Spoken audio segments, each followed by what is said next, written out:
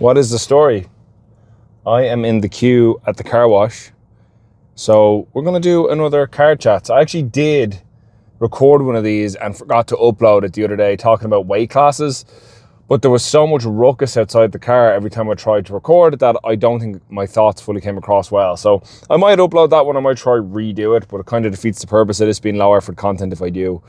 In any case, I am about 2 weeks out from the December Open. So I got a couple of questions, like religiously whenever it's talked, like, why did you sign up? You're doing another meet? So I had signed up for the crack, just for a laugh. And I know I've said this already. I've gone back and forth on pulling out, but I am going to follow through and do it because I think it'll be a bit of fun. In any case, it got me thinking about like how often one should compete, what's fruitful. And obviously the answer is going to be different for everyone.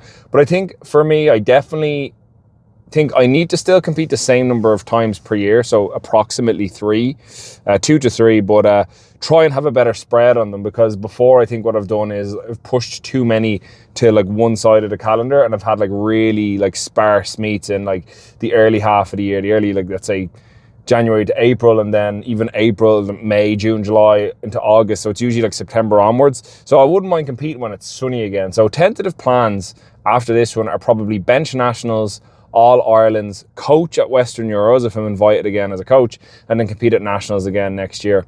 Which brings me to a good talking point. The Irish PF recently released the new qualifying standards for open nationals, and I know a few people thought some classes they have underdone them, they should have been higher, and for other classes they should be lower. Personally, I think they're in a pretty good spot where they are. Like the under 93s has gone up to 700 kilos, which I'm a massive advocate for. I think the under 93s is at that point. Like the number 1 and 2 on the podium are putting up 800 plus.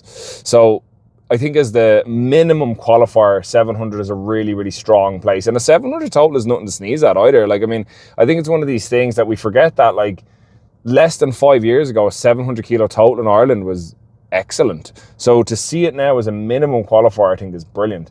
And I think the same now when we look at the under 105s, I think that's gone up to 732.5 kilos, which is only, I think, about 5 kilos up from last year's QT, but still not a bad spot to be in. It's trending in the right direction, because when it comes to qualifying totals, you can't just look at who's the best and base it off around that. You have to base it off the average of the top lifters. So let's say top 28 or even top 16 in that weight class, and you kind of have to gauge it off that. I think one of the biggest jumps though is the under 76 female class went from 385 kilo minimum qualifying total the last 2 years to 407.5, which I think is great, because this year that class was extremely populated, which was good, but obviously the podium positions were so far ahead of everybody else. Like I think third was like a 460 or so total, and then fourth was like 420, I think it was like Shauna, 427.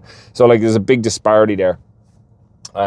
You'd want it to be at least that, like, let's say like the top 2 podium positions could be like a singular battle. And then like what was in the 93s, Cian Madden and Aaron Blackmore were pretty much locked in for first and second. And then it was a battle for third place. And I think that was made it for a good watch, for like, because it meant everyone else was vying just to be on the podium.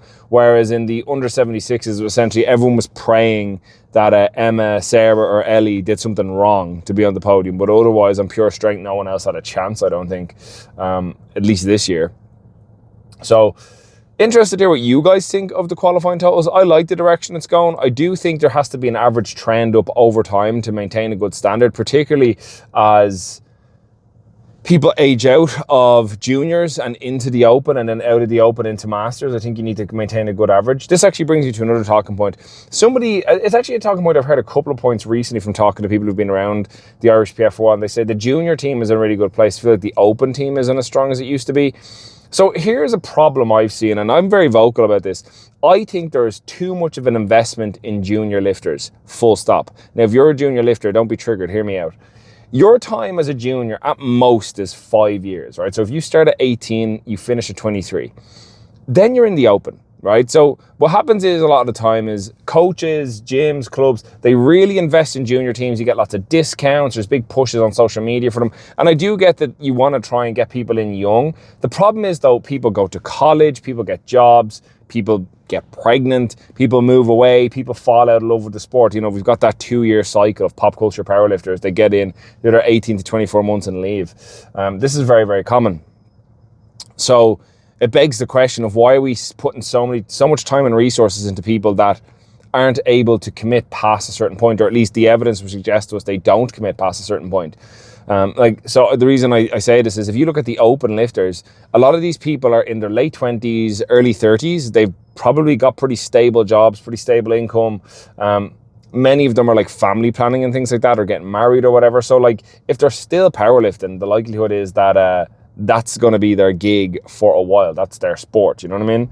So my guess is that there'd be no harm in saying, what more can we do to bring the open team up? As in, like, not just get more lifters in it, but like, how can we keep juniors in the sport longer? Like, how do we make it a more long-term lucrative prospect, like what they want, but also to commit, I have to move the fucking car now, also commit more resources to the people that are currently in the open. Now, what those resources are, like, there's a million and one things you could do, because it's like that, you know, the one thing I try to do when I'm dealing with people who have like kids and like busy jobs is we'll obviously adapt programming, we'll adapt availability for like the likes of sessions if we're doing anything like a one-on-one or a technique session, when you can take calls and things like that.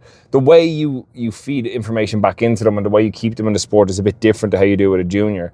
But it's an interesting thought process. And by masters, these are people that are usually very settled in life and they do want to, this is like something that kind of like, it depends on your, like M1 is essentially still open. But I'm talking about like M3, M4, like these are people in like, you know, they're in the latter half of their life. This is a great way for them to spend, in many cases, their retirement years pursuing something that, like, I think is really unexplored territory, at least in Irish powerlifting. Particularly as I edge closer to M1, I'm more interested in seeing what's there and what's available. Because like right now, Masters Nationals is still only a one-day meet. Before, it used to be juniors and Masters was the same competition. It was juniors and Masters Nationals. So junior nationals got so big, the junior involvement got so big from all this investment that we've seen it become a 2-day meet, which is great. But I think we need to allocate some of those resources. For me personally, I think a lot to the Open, but also to the Masters. I would love to see Masters Nationals grow to the point where it is a 2-day competition on its own merit. But listen, I'll leave you guys with that. That's just some food for thought. I will continue to sit in the queue here, and I will chat to you in the next one. Have a good one.